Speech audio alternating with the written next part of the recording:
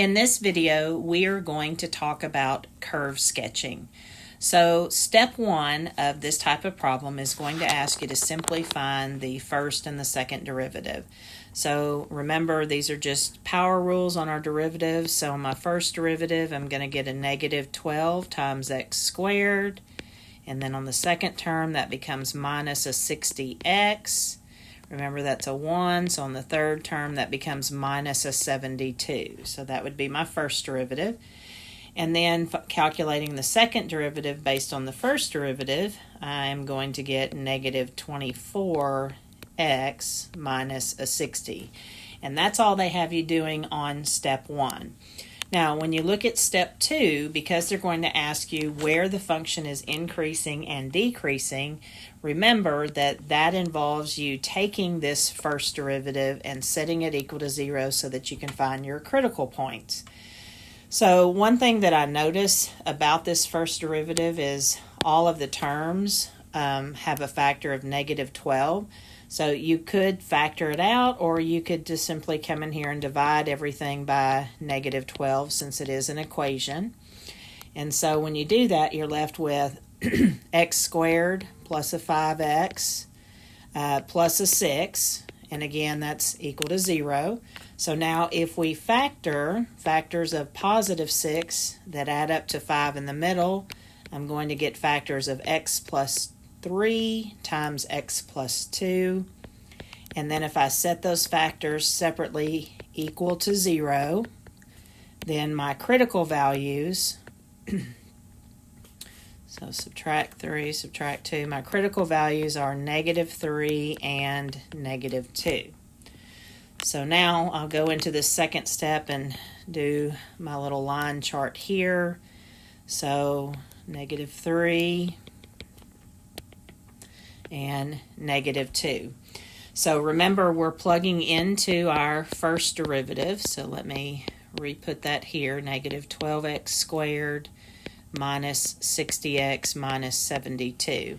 So if we take a test point smaller than negative 3, I'd probably use something like negative 4. And you can simply get on a calculator to plug it in, because all you care about is, do we get something positive or negative? So negative 12 times a negative 4 squared minus a 60 times a negative 4, and then minus a 72. So I get a value that is negative. Okay, so that would tell me on that particular interval the function is decreasing.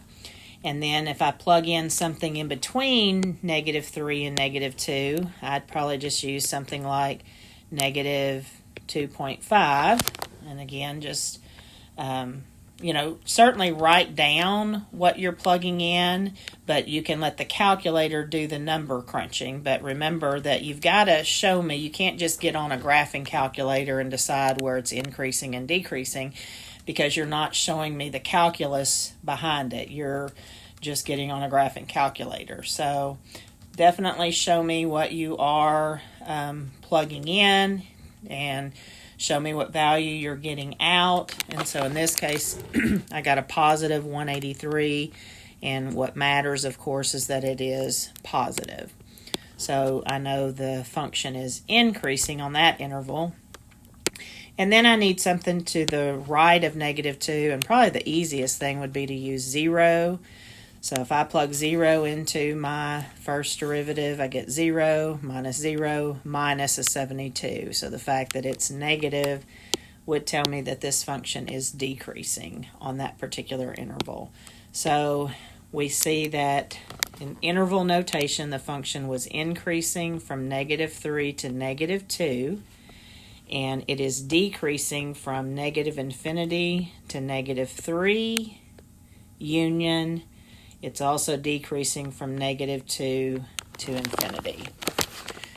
All right, so step 3, now we're going to determine where the function is concave up and concave down.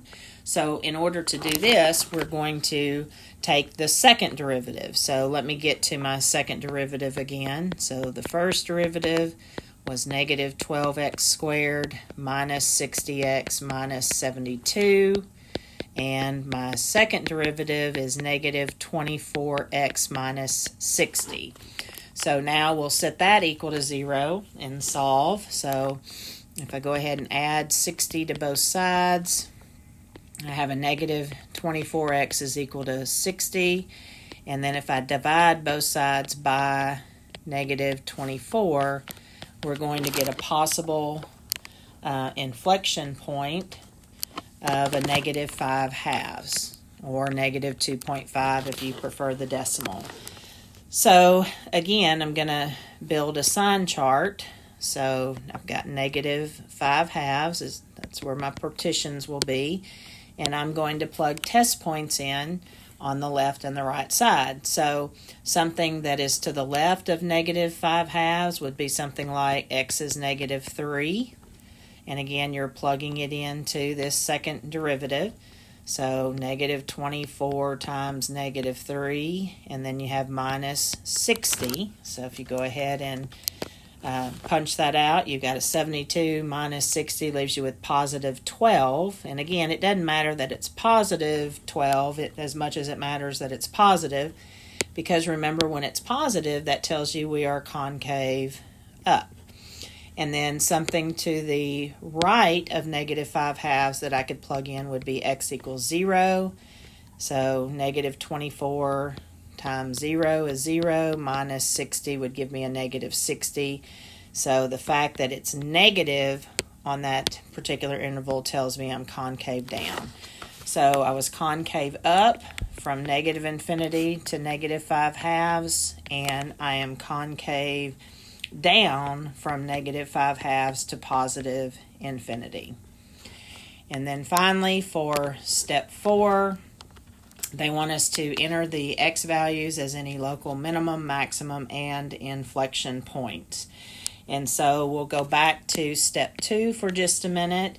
So we notice on step 2 that based on the increasing, decreasing, and so on, because we came down and then up, we know we're going to have a local minimum at negative 3. So this will be a minimum here at negative 3. And because it goes up and then down, then here we're going to have a local maximum at negative 2. So my minimum will have an x value of negative 3. My maximum will have an x value of negative 2. And then when I look at step 3 for my inflection points, because we changed from being concave up to concave down, that means this is an inflection point at negative 5/2. Now, they don't have you actually sketching the graph, but if they did, you would then find the y values of those points so that you could plot those points on a graph, and then you would show the increasing and the decreasing with the concavity, so that basically, just roughly in general, you would have points, and basically you would have something that's going down, up, down, so that you see the decreasing, increasing, decreasing, and then you see the concavity like we had it there. So that's where they actually stop for this, is just making you find the actual points.